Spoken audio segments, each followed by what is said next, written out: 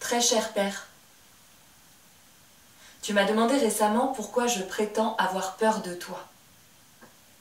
Comme d'habitude, je n'ai rien su te répondre. En partie justement à cause de la peur que tu m'inspires, en partie parce que la motivation de cette peur comporte trop de détails pour pouvoir être exposée oralement avec une certaine cohérence. Et si j'essaye maintenant de te répondre par écrit, ce ne sera encore que de façon très incomplète. Parce que même en écrivant, la peur et ses conséquences gênent mes rapports avec toi, et parce que la grandeur du sujet outrepasse de beaucoup ma mémoire et ma compréhension.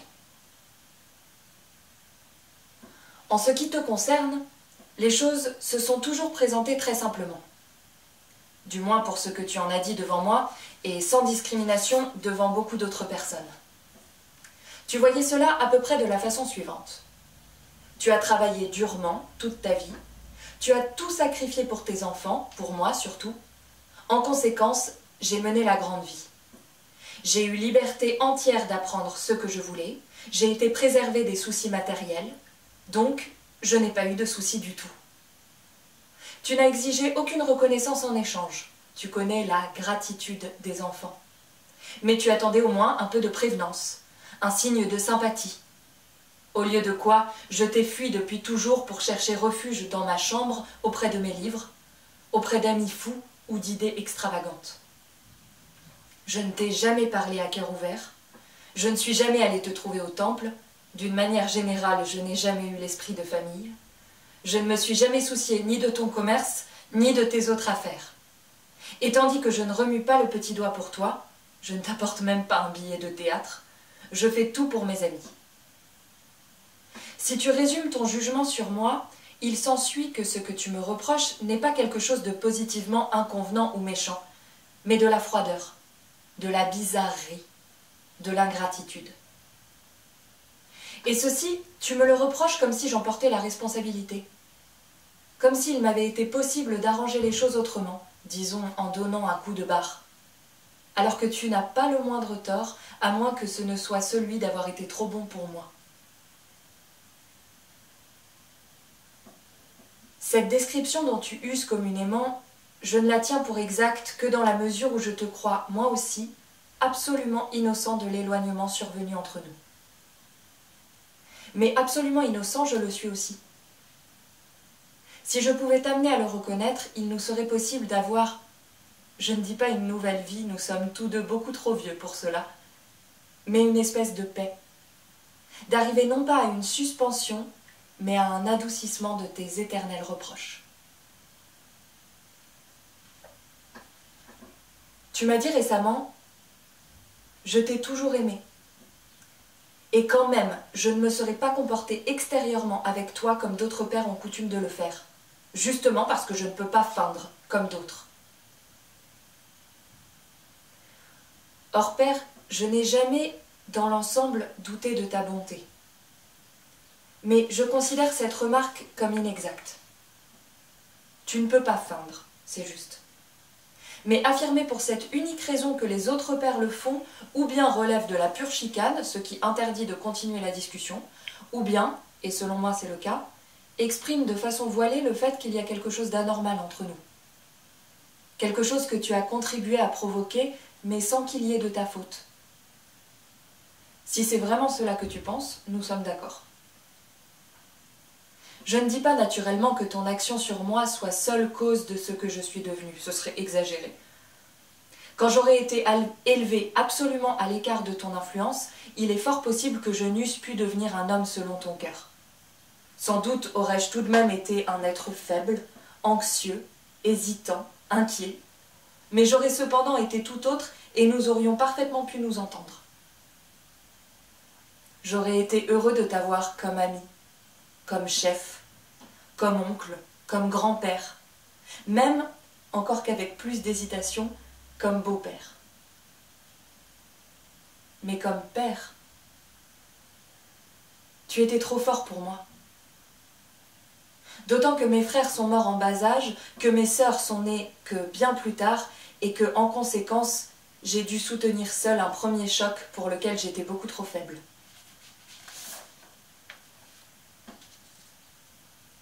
J'étais un enfant craintif, ce qui ne m'empêchait pas d'être têtue comme le sont les enfants. Il est certain aussi que ma mère me gâtait. Mais je ne puis pas croire que j'ai été un enfant particulièrement difficile à mener. Je ne puis pas croire qu'on eût pu obtenir tout ce qu'on voulait de moi en me parlant sur un ton affectueux, en me prenant posément par la main, en me regardant avec bonté. Tu es bien au fond un homme bon et tendre. Ce qui suit n'y contredira pas, car je parle uniquement de l'apparence que tu prenais aux yeux de l'enfant quand tu agissais sur lui. Tu ne peux traiter un enfant que selon ta nature, c'est-à-dire en recourant à la force, au bruit, à la colère. Ce qui par-dessus le marché te paraissait tout à fait approprié dans mon cas, puisque tu voulais faire de moi un garçon, plein de force et de courage.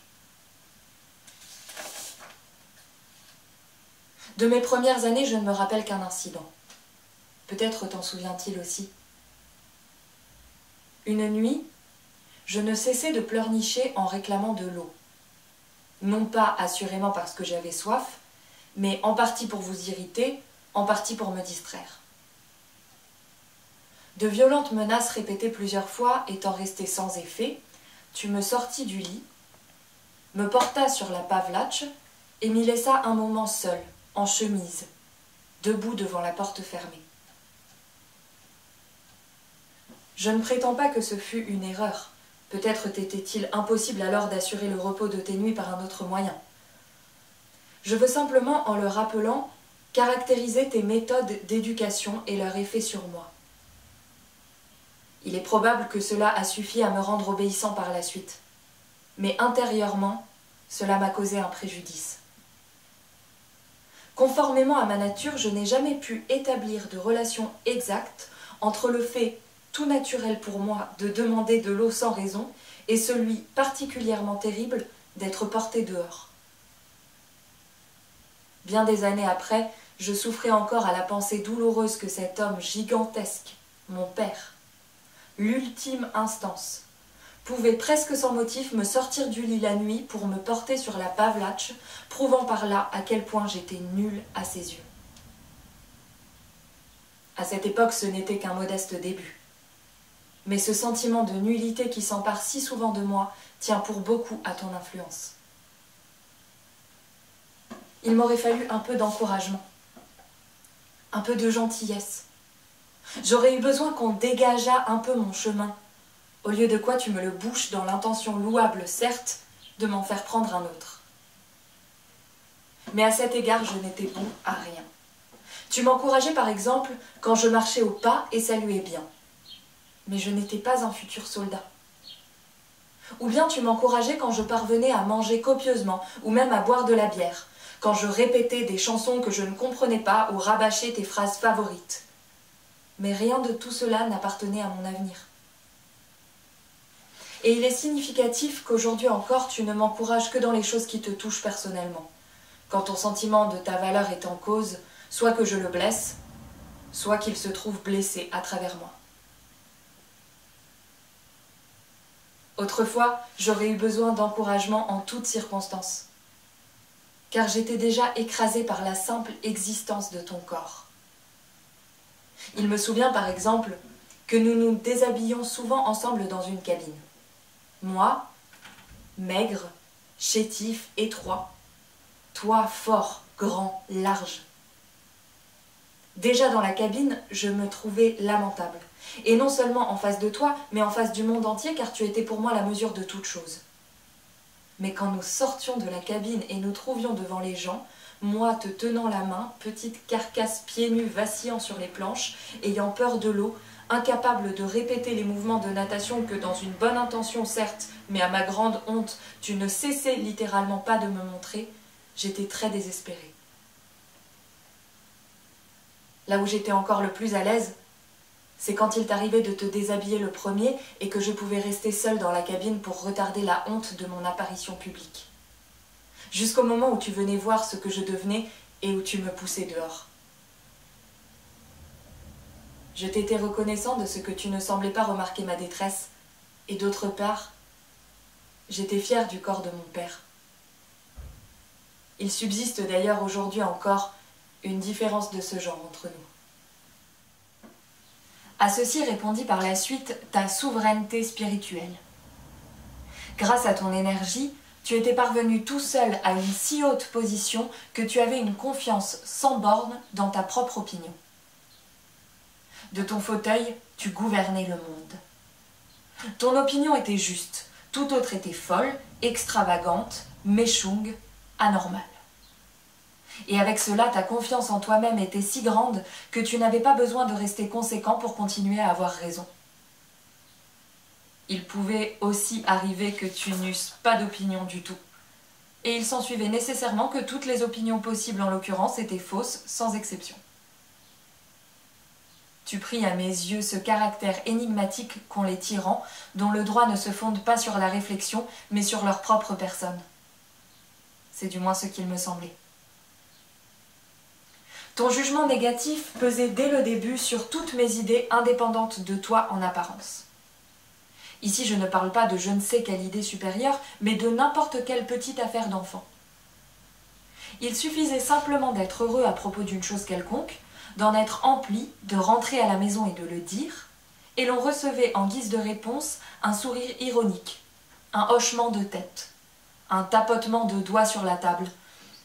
J'ai déjà vu mieux. Ou bien, viens me dire ça à moi. Ou bien, je n'ai pas la tête aussi reposée que toi.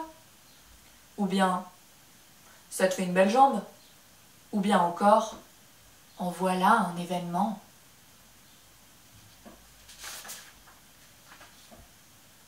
Je n'ai jamais pu comprendre que tu fusses aussi totalement insensible à la souffrance et à la honte que tu pouvais infliger par tes propos et tes jugements. Moi aussi, je t'ai sûrement blessé plus d'une fois en parole. Mais je savais toujours que je te blessais. Cela me faisait mal. Je ne pouvais pas me maîtriser assez pour retenir le mot. J'étais encore en train de le prononcer que je le regrettais déjà. Tandis que toi, tu attaquais sans te soucier de rien. Personne ne te faisait pitié, ni sur le moment, ni après. On était absolument sans défense devant toi. Pour l'enfant que j'étais, tout ce que tu me criais était positivement un commandement du ciel. Je ne l'oubliais jamais. Cela restait pour moi le moyen le plus important dont je disposais pour juger le monde, et avant tout pour te juger toi-même. Et sur ce point, tu faisais totalement faillite. Étant enfant, je te voyais surtout au repas, et la plus grande partie de ton enseignement consistait à m'instruire dans la manière de se conduire convenablement à table. Comme tu avais un puissant appétit et une propension particulière à manger tout très chaud, rapidement et à grandes bouchées, il fallait que l'enfant se dépêchât. Il régnait à table un silence lugubre entrecoupé de remontrances.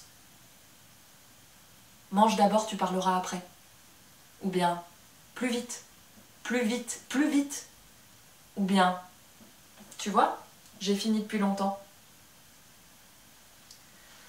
On n'avait pas le droit de ronger les os, toi tu l'avais. On n'avait pas le droit de laper le vinaigre, toi tu l'avais. L'essentiel était de couper le pain droit, mais il était indifférent que tu le fisses avec un couteau dégoûtant de sauce. Il fallait veiller à ce qu'aucune miette ne tombât à terre, c'était finalement sous ta place qu'il y en avait le plus. À table, on ne devait s'occuper que de manger, mais toi, tu te curais les ongles, tu te les coupais, tu taillais des crayons, tu te nettoyais les oreilles avec un cure-dent. Je t'en prie, père, comprends-moi bien, toutes ces choses étaient des détails sans importance. Elles ne devenaient accablantes pour moi que dans la mesure où toi, qui faisais si prodigieusement autorité à mes yeux, tu ne respectais pas les ordres que tu m'imposais. Il s'ensuivit que le monde se trouva partagé en 3 parties. L'une, celle où je vivais en esclave, soumis à des lois qui n'avaient été inventées que pour moi et auxquelles par-dessus le marché je ne pouvais jamais satisfaire entièrement sans savoir pourquoi. Une autre, qui m'était infiniment lointaine, dans laquelle tu vivais, occupé à gouverner, à donner des ordres et à t'irriter parce qu'ils n'étaient pas suivis. Une troisième, enfin, où le reste des gens vivaient heureux, exempts d'ordre et d'obéissance. J'étais constamment plongée dans la honte, car ou bien j'obéissais à tes ordres et c'était honteux puisqu'ils n'étaient valables que pour moi, Ou bien je te défiais et c'était encore honteux, car comment pouvais-je me permettre de te défier? Ou bien je ne pouvais pas obéir parce que je ne possédais ni la force, ni ton appétit, ni ton adresse. Et c'était là, en vérité, la pire des hontes. C'est ainsi que se mouvaient non pas les réflexions, mais les sentiments de l'enfant. Par bonheur, il y avait tout de même des exceptions. Elles se produisaient quand tu souffrais sans rien dire, quand l'amour et la bonté appliquaient leur force à triompher de tout ce qui leur était contraire et à le saisir immédiatement. Certes, cela arrivait rarement, mais c'était merveilleux. C'était par exemple quand il faisait chaud l'été et que je te voyais somnoler au magasin après le déjeuner, l'air las, le coude appuyé sur le comptoir. Ou bien le dimanche, quand tu venais éreinter nous rejoindre à la campagne. Ou bien lors d'une grave maladie de maman, quand tu te tenais à la bibliothèque, tout secoué de sanglots. Ou bien pendant ma dernière maladie, quand tu entrais doucement dans la chambre pour me voir, que tu restais sur le seuil, tendais le cou pour m'apercevoir au lit et te bornais à me saluer de la main par égard pour ma fatigue. À de tels moments, l'on se couchait et l'on pleurait de bonheur. Et je pleure maintenant encore en te l'écrivant. Tu as aussi une façon particulièrement belle de sourire, silencieuse, paisible, bienveillante. Un sourire qu'on rencontre rarement et qui pouvait vous rendre très heureux s'il vous était destiné. Je ne me rappelle pas que tu me l'aies expressément accordé dans mon enfance, mais cela a dû se produire. Pourquoi me l'aurais-tu refusé en ce temps-là, puisque tu me jugeais encore innocent et que j'étais ton grand espoir?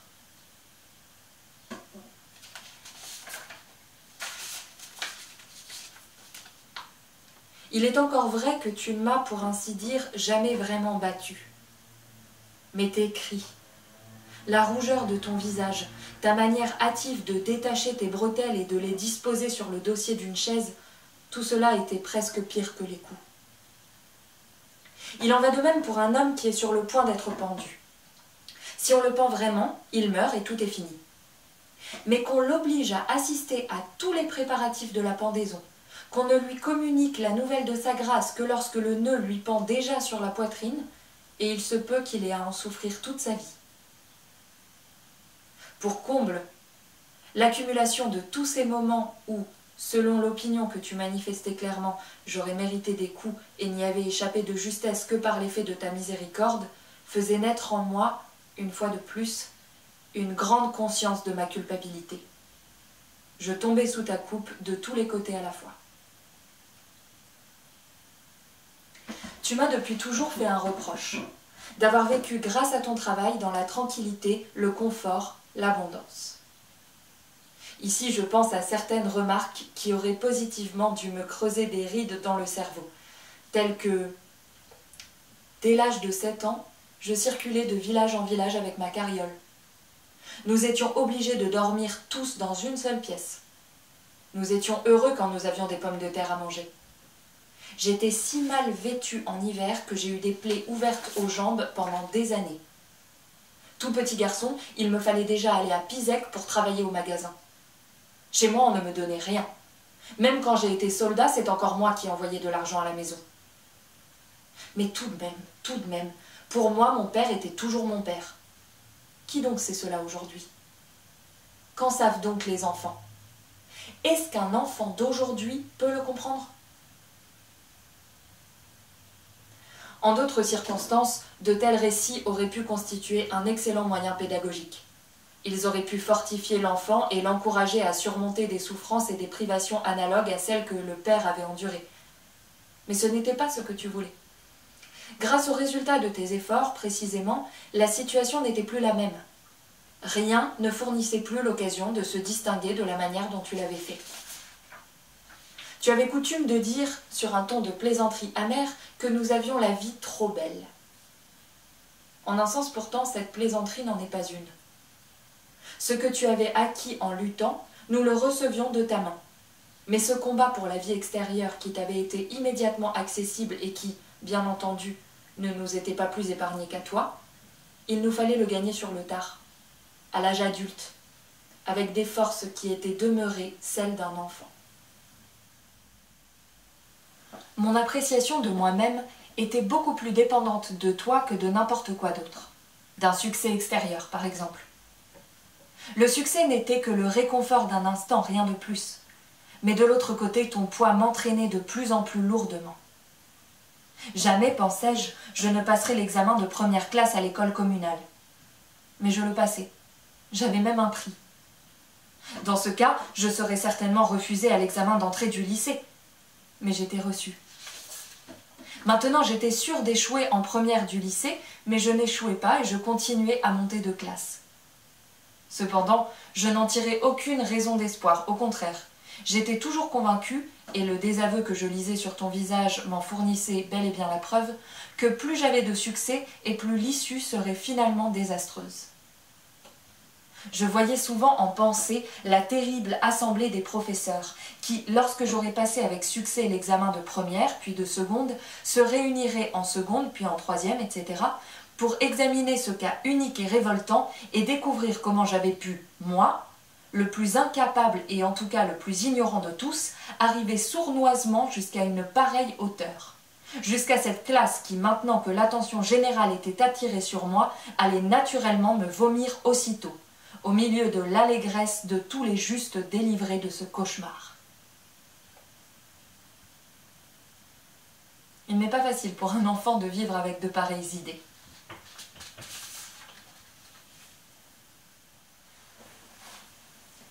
En ce qui concerne le mariage, ce qui est jusqu'ici le plus grand effroi de ma vie s'est emparé de moi presque à l'improviste. L'enfant avait eu un développement si lent qu'au dehors il resta tout à fait à l'écart de ces sortes de préoccupations.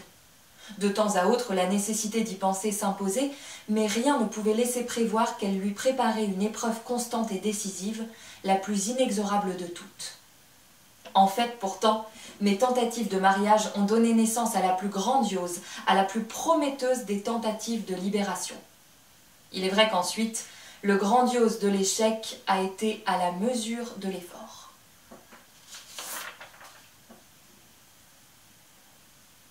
Le principe de mes deux projets de mariage était tout à fait correct. Fonder un foyer, me rendre indépendant. C'est même une idée qui était sympathique. Sauf que les choses se passaient en réalité comme dans ce jeu d'enfant où l'un tient la main de l'autre, la serre même, et s'écrie en même temps « Mais va-t'en, va-t'en donc, pourquoi ne pars-tu pas ?» Ce qui dans notre cas se compliquait encore de la sincérité avec laquelle tu disais depuis toujours « Va-t'en donc », puisque depuis toujours c'est uniquement en vertu de ta nature que tu me tiens, ou plus exactement que tu me maintiens en ton pouvoir. Mon choix des deux jeunes filles a été le fait du hasard, mais s'est trouvé extraordinairement juste. Ni l'une ni l'autre des jeunes filles ne m'a déçue. Je les ai déçues toutes les deux. Mon jugement sur elles est exactement le même qu'à l'époque où je voulais les épouser. S'il en est ainsi, pourquoi ne me suis-je pas mariée? Je vais essayer de serrer l'explication de plus près. À l'occasion de mes tentatives de mariage, mes relations avec toi sont devenues le lieu de rencontre où deux éléments, en apparence opposés, se sont heurtés plus violemment que partout ailleurs. Le mariage fournit assurément la garantie de l'indépendance et de la plus rigoureuse libération de soi-même. J'aurai une famille, ce qui est d'après moi ce qu'on peut atteindre de plus élevé, et par conséquent ce que tu as atteint de plus élevé. Je serai ton égal. Ce qu'il y a entre nous de tyrannie, de honte ancienne et éternellement nouvelle, n'appartiendrait plus désormais qu'à l'histoire. Ce serait évidemment un beau conte de fées. Mais voilà justement le point douteux. C'est trop. On ne peut pas espérer en obtenir autant. Il en va comme pour un prisonnier qui a l'intention de s'évader, ce qui serait peut-être réalisable, mais projette aussi, et ceci en même temps, de transformer la prison en château de plaisance à son propre usage. Mais s'il veut s'évader, il ne peut pas entreprendre la transformation, et s'il l'entreprend, il ne peut pas s'évader. Mes relations avec toi étant particulièrement malheureuses, je ne puis conquérir mon indépendance que par un acte ayant le moins de rapport possible avec toi. Le mariage est l'acte le plus grand, celui qui garantit l'indépendance la plus respectable, mais c'est aussi celui qui est le plus étroitement lié à toi. Tel que nous sommes, le mariage m'est interdit parce qu'il est ton domaine le plus personnel. Il m'arrive d'imaginer la carte de la Terre déployée et de te voir étendue transversalement sur toute sa surface. Et j'ai l'impression que seules peuvent me convenir pour vivre les contrées que tu ne recouvres pas ou celles qui ne sont pas à ta portée. Étant donné la représentation que j'ai de ta grandeur, ces contrées ne sont ni nombreuses ni très consolantes. Et surtout, le mariage ne se trouve pas parmi elles.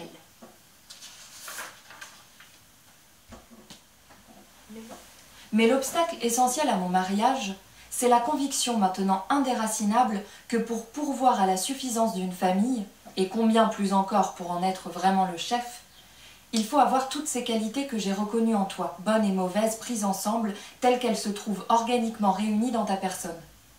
C'est-à-dire de la force et du mépris pour les autres, de la santé et une certaine démesure, de l'éloquence et un caractère intraitable, de la confiance en soi et de l'insatisfaction à l'égard de tout ce qui n'est pas soi, un sentiment de supériorité sur le monde et de la tyrannie, une connaissance des hommes et de la méfiance à l'endroit de la plupart d'entre eux. À quoi s'ajoutent des qualités entièrement positives telles que l'assiduité, l'endurance, la présence d'esprit, l'ignorance de la peur. Par comparaison, je n'avais presque rien ou que fort peu de tout cela. Et c'est avec ce peu que j'aurais osé me marier, moi, alors que je te voyais, toi, lutter durement dans le mariage et même faire faillite en ce qui concernait tes enfants? Cette question, il va sans dire que je ne me la posais pas. Je l'avais vécue dès mon enfance. Je n'avais pas attendu le mariage pour me mettre à l'épreuve. Je l'avais fait à propos de n'importe quelle bagatelle. Mais à l'occasion de chaque bagatelle, tu m'as persuadé de mon incapacité, de la manière que j'ai essayé de décrire par ton exemple et ton éducation. Et ce qui était vrai et te donnait raison lorsqu'il s'agissait d'une bagatelle devait bien entendu être monstrueusement vrai quand il s'agissait de la chose la plus grave, de mon mariage. Va donc te marier sans devenir fou. Si tu avais un jugement d'ensemble sur ce qui, à mon sens, explique la peur que tu m'inspires, tu pourrais me répondre ceci. Tu prétends qu'en expliquant mes rapports avec toi par ta seule culpabilité, je me rends la tâche facile. Moi, je crois qu'en dépit de tes efforts apparents, tu te fais les choses pour le moins aussi faciles. Tu te décharges de toute faute et de toute responsabilité. En cela, donc, notre procédé est le même. Mais tandis qu'ensuite, tout aussi franc en parole qu'en pensée, je rejette entièrement la faute sur toi, tu tiens à montrer un surcroît d'intelligence et de délicatesse en m'absolvant moi aussi de toute faute. Parvenu à ce point, tu aurais donc, grâce à ta duplicité, obtenu un assez beau résultat puisque tu as démontré 3 choses. Premièrement, que tu es innocent. Deuxièmement, que je suis coupable. Et troisièmement, que par pure générosité, tu es prêt non seulement à me pardonner, mais encore à prouver et à croire toi-même, à l'encontre de la vérité d'ailleurs, que je suis également innocent. Cela pourrait te suffire, mais cela ne te suffit pas encore. C'est qu'en effet tu t'es mis en tête de vivre entièrement et absolument à mes dépens. Je t'accorde que nous luttons l'un contre l'autre. Mais il y a 2 sortes de combats. Le combat chevaleresque, où des adversaires libres mesurent leurs forces, où chacun reste seul, perd ou gagne par ses propres moyens, et le combat du parasite, qui non seulement pique, mais encore assure sa subsistance en suçant le sang des autres. Ce dernier est celui du vrai soldat de métier, et voilà ce que tu es. Incapable de vivre, voilà ce que tu es. Mais pour pouvoir t'installer commodément dans ton incapacité et y rester sans te faire de soucis ni de reproches, tu démontres que je t'ai enlevé ton aptitude à vivre et que je l'ai mise dans ma poche. Dès lors, que t'importe d'être incapable de vivre, puisque c'est moi qui en porte la responsabilité. Au fond, tu ne m'as prouvé que ceci. Tous mes reproches étaient fondés. Il en manquait même un qui l'était particulièrement, celui de fausseté, de basse complaisance, de parasitisme. Ou je me trompe fort, ou tu utilises encore cette lettre comme telle pour vivre en parasite sur moi.